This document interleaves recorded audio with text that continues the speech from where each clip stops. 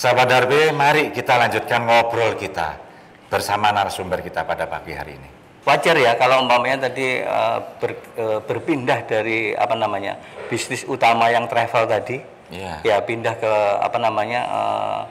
kreatif konten, menjadi kreator konten yang ada di digital era. Saya pikir itu wajar karena sekarang ini sebetulnya contoh tadi menyampaikan travel tadi ya, ada beberapa perusahaan travel itu sebetulnya yang tidak tergerus oleh situasi pandemi. Mereka connecting dengan sebuah startup yang berhubungan dengan taksi online dan segalanya. Tapi yang mereka tidak, berarti mereka ya juga akan runtuh karena pasarnya sekarang sudah bergeser.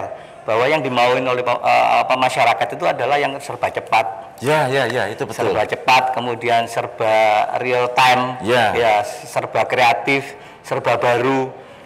Jadi ada buku yang menyampaikan sesuatu yang saya baca itu adalah sedikit lebih beda lebih baik daripada sedikit lebih baik.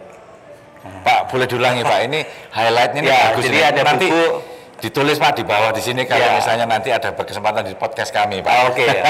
Jadi kalau kita membuat sesuatu supaya ini menjadi kekuatan produk kita, termasuk bisa direspon pasar yang benar dan luas seperti itu, ya kita tidak menjadikan sesuatu lebih baik tapi lebih beda. Sedikit lebih beda lebih baik daripada sedikit lebih baik. Ya, sahabat Darbe yang ada di sini maupun yang ada di online channel kami, saya tidak bisa mengulangi tadi apa katanya Pak Dodo karena ini jargon yang khusus untuk teman-teman yang bergerak di bidang kreativitas. Ya, sebetulnya kita membuat sesuatu perbedaan-perbedaan itu yang benar-benar berdasarkan apa yang sekarang yang dimauin oleh konsumen. Beda itu akan menjadi different, artinya beda itu menjadi different, menjadi sesuatu kekuatan di kategori. Jadi seandainya saya menyampaikan sesuatu yang berkaitan dengan produk kayak gitu-gitu, ada beberapa produk itu yang selama ini contohnya.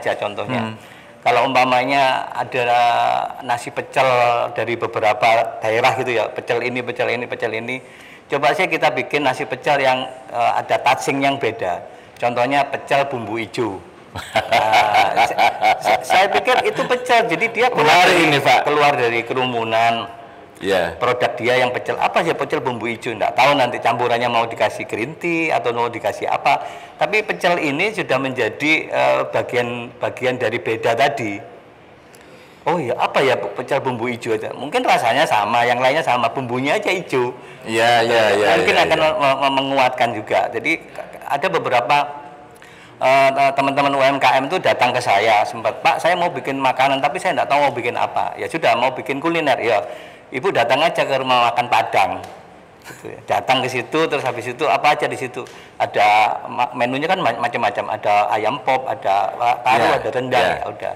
Terus saya bilang bikin aja sebuah makanan yang benar-benar ambil dari menu yang di situ. Terus bikin nasi parundang, nasi paru dan rendang. Nah itu kan jadi kategori baru, nasi paru dan rendang, tapi ya tetap ditacap. Jadi apa sih nasi parundang? Ya sudah, nanti mereka paru dan rendang, ya enggak apa-apa, tapi itu kan jadi keluar dari ini bukan nasi campur, ini bukan nasi pecel, tapi ini nasi parundang sama dengan pecel bumbu hijau tadi. Yang sederhana. Jadi bisa jadi teman-teman UMKM kalau mau memberikan sesuatu arti kepada produknya, yaitu tadi kreativitasnya harus disentuhkan. Banyak nanya, banyak keliling mencari tahu. Nah itu dia. Ini saya ingin bertanya nih Pak, memulainya bagaimana? Saya bilang tadi itu habit. Sederhana sih sebetulnya kalau umpamanya kita mau membuat kreativitas itu menjadi bagian dari hidup kita. Contoh yang paling kecil adalah kita punya pacar umpamanya, namanya si A, si B kayak gitu-gitu. Ya Pak, satu saja Pak. Jangan banyak-banyak Pak. Saya. Pacarnya satu ya. Nah, maksudnya kita punya pacar atau kita jalan lah. Setiap hari mau kuliah, mau ke kantor tuh lewat daerah A, B, C, D dan segalanya. Tapi kepingin beda ya, saya pingin ya lewat jalan sana. Nah, cari alternatif. Sama dengan ketika kita ngomongin sesuatu produk, kalau maunya kita diskusi. Kopi ini bagus ya, kopi ini enak ya dan segalanya. Enak dari mana? Oh gelasnya bagus kayak gini-gini. Diskusi itu kita temukan di banyak tempat. Saya itu kalau tidur selalu di belakang saya itu ada notes, ada agenda yang Ingat sesuatu saya tulis, saya ngelihat sesuatu saya tulis. Dah. Ini menjadi bagian kita itu untuk menjadi sesuatu yang agak beda. Ya, oh iya, jadi hal yang biasa kita coba sikapi sesuatu yang lebih dalam. Oh iya, kalau diginikan lebih bagus ya. Sama dengan ketika tadi punya pacar tadi sebutannya A gitu ya. 2 bulan lagi kita panggil yang lebih lain lagi. Supaya nggak bosen gitu loh. Ya, kolaborasi kita pagi hari ini memang unik, Pak Dodo. Unik. Pak Dodo kami undang di sini untuk memberikan suatu pembukaan atau memecah pemikiran kita bahwa tidak hanya di grup kami DRB yang berusaha menebarkan kebaikan, inspirasi apapun yang intinya mengencourage atau mendorong siapapun di era pandemi ini dan di era pasca pandemi kelak, jangan pernah putus asa karena kreativitaslah kita yang membuat kita mampu bertahan. Begitu ya Pak ya? Banyak spot-spot yang menyampaikan bahwa UMKM sekarang harus berjuang untuk menjaga konsistensi produknya. Betul. Itu dengan menyentuhkan kreativitas. Tapi kalau kreativitas itu nanti metodenya dia juga tidak tahu dan mungkin ya dengan kreativitas yang akan disentuhkan nanti itu bisa jadi produk-produk yang sekarang ini dalam era pandemi maupun nanti setelah pandemi, produk ini akan bisa jadi lebih long lasting nantinya, lebih kuat. Jadi inovasi, kreativitas itu harus disentuhkan semuanya. Sama tadi yang seperti kita, oh saya bosan lewat sini, lewat sana. Oh saya bosan panggil sini, kayak sini. Panggilnya seperti ini. Jadi saya pikir kreativitas bisa disentuhkan ke apa saja, terutama hari ini kan temanya UMKM dan industri kreatif. Saya pikir apapun yang Anda munculkan produk Anda di UMKM, Anda harus menyentuhkan kreativitas. Tidak susah belajarnya itu karena ini adalah kebiasaan. Mungkin Anda sudah melakukan tapi strukturnya tidak menjadi biasa, akhirnya berhenti di situ. Padahal kreativitasnya sudah di awal. Harusnya kreativitas itu harusnya disentuhkan setiap hari. Oh harus seperti ini, harus seperti ini. Jadi harus menjadi habit ya Pak Dodo ya? Iya. Kadang-kadang kan gini, mulai UMKM itu mau menanyakan sesuatu aja belum bisa. Jadi ada beberapa teman UMKM datang ke saya, produknya laris, produk makanannya laris. Terus saya nanya, Ibu, produknya Ibu laris ini, kebetulan saya nggarap juga dengan beberapa teman di sini. Ibu produknya laris ini, kira-kira karena Ibu kenal dekat sama pembelinya, rasanya, brandnya, atau harganya? Sampai hari ini tidak terjawab.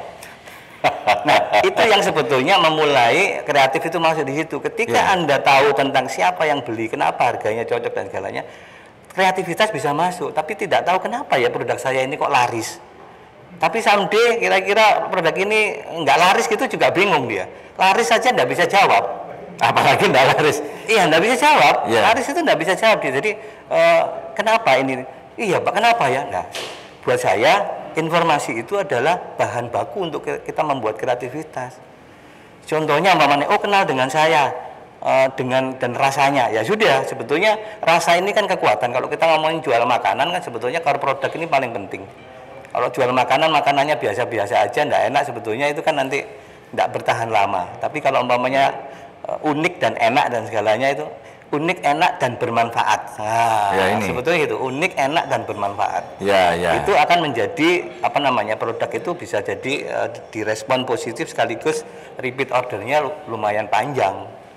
Itu tadi masalah mencari pertanyaan saja terhadap produknya yang laris saja, teman-teman UMKM itu ada yang nggak bisa, nggak tahu. Kalau tahu berarti berarti kan gitu toh. Iya, jadi itulah. Jadi kalau sekarang di Google diajari, dulu itu adalah kreativitas langsung ke media.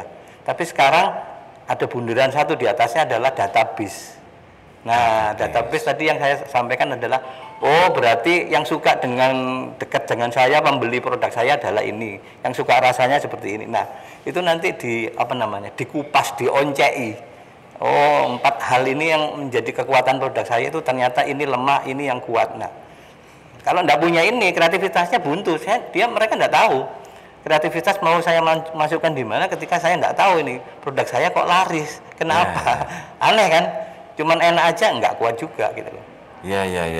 Apakah fisiknya itu bagus, kemasannya oke, atau harganya itu cukup gitu. Sampai saya bilang, harganya berapa Bu? Produk Ibu itu kebetulan makanan, harganya 5.000. Saya naikkan ya jadi 6.500 atau 7.000, enggak berani.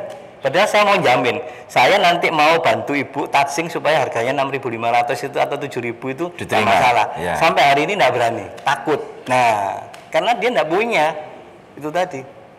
Kalau umpamanya punya, saya dikasih, saya bantu.